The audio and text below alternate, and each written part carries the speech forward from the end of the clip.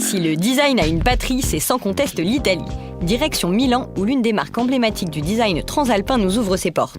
Cassina, spécialiste de l'assise sous toutes ses formes, fête ses 80 ans. Et dans son catalogue, s'il y a bien une icône, un objet intemporel, c'est la chaise Superleggera. Quel est le secret de cet objet poids-plume ? On a un produit qui s'appelle Superleggera. Et c'est le produit qu'il a fait Gio Ponti avec l'usine. Et c'est un produit en bois, c'est une chaise très très léger. Et l'approche de l'architecte, c'était surtout ça. C'était dire, non, moi je ne suis pas content d'avoir une chaise confortable, je veux une chaise qui c'est très très léger. C'est une chaise très minimale, très simple, mais très raffinée. C'est-à-dire c'est un produit qui n'a pas une époque. C'est une chaise qui il dure quand on a fait et ça marche.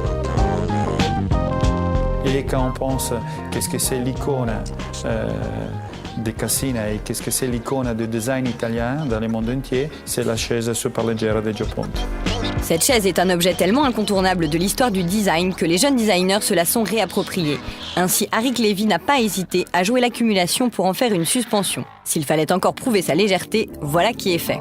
Si de nombreuses icônes du design sont italiennes, c'est parce que les plus grands designers du XXe siècle à aujourd'hui ont collaboré avec la marque milanaise. Apportant chacun leur style, ces designers sont souvent italiens, mais pas seulement. On peut parler de Mario Bellini, Magistretti, Gaetano Pesce, Paolo Deganello, Philippe Starck, Piero Lissoni, Rodolfo Dordoni.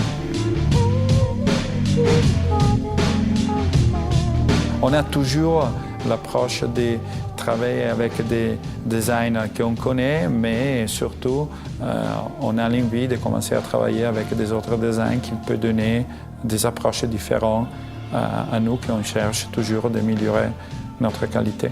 Ce qui fait la réputation et la pérennité d'une marque, c'est sa capacité permanente à innover.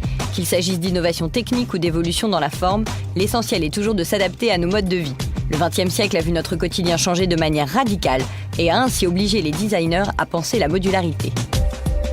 Le canapé Maralunga, que c'était avec Vico Magistretti, et il a fait dedans un canapé, la possibilité d'avoir un dossier très bas avec un confort simple pour la conversation, et dans le même canapé avec un mouvement très simple avec la technologie, on a le dossier qui va être très haut.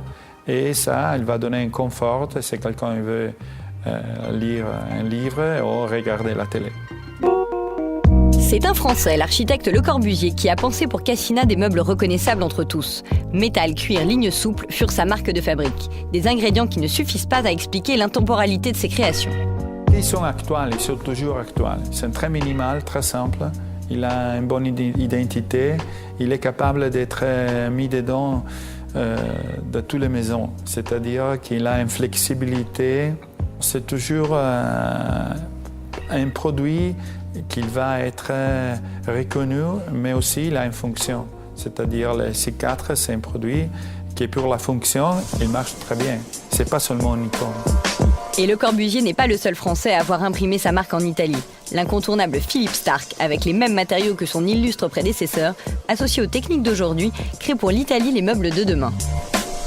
Philippe Starck, moi je trouve qu'il a vraiment une capacité de regarder qu'est-ce que c'est l'évolution de la style de vie. C'est l'évolution d'un canapé avec des références très fortes avec les cuirs, avec les capitonnés, mais surtout avec la fonction d'être capable d'avoir une approche classique, si on veut utiliser les canapés, une approche très classique, ou avec une approche plus formale, plus informelle.